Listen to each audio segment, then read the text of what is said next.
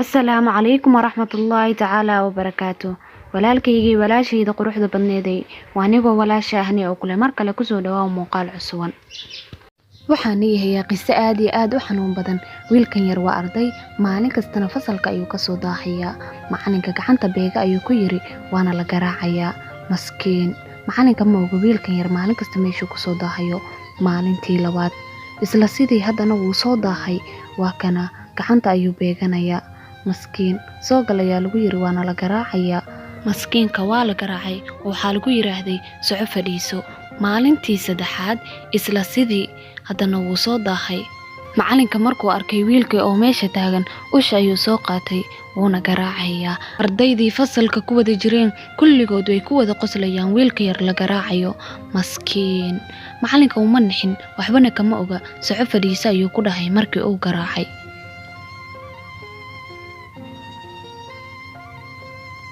Maalintii afraad macalinka oo exercise sameynayo jidka dhexdiisa dhex ordayo ayaa wuxuu arkay wiilkii yaraa oo bicycle ku socdo. Macalinkii kama daba harin wiilka oo uu soo daba socdaa.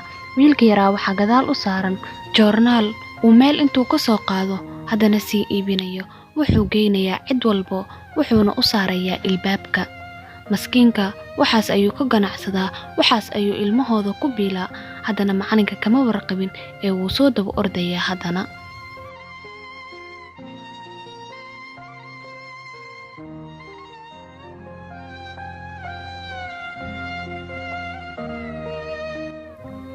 Maskiinka haddana waa kana cid kale ayuu ilbaabka u istaagay, wuxuuna u bixinayaa joornaalka, ilbaabka ayuuna u saaray. Macalinkii waa kana darbiga ku dhuumanayo, wiilka yaraa ayuu daba socdaa, kamuusan warqabin waxa ku dhacayay. Sida caadada ahayd, waqtigii galaaska ayaa la soo gaaray. Wiilkii wuu soo daahay, wuxuuna beegtay gacanta. Macalinka saad aragtaan, xaalad hore uu ka warqabin ayuu hadda ogaaday. Wiilka ayuuna isku duubay, wuuna ku kor oynayaa.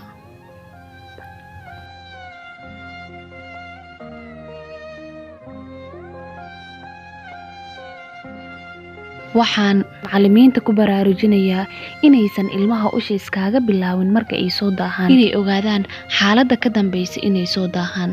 Sida aad arkayseen muuqaalkan, maskiinka macalinka waxba kama ogeyn cunuga yar meeshuu ku soo daahayo. Markii dambe uu ogaadana waa kana sida aragto ugu kor oynayo.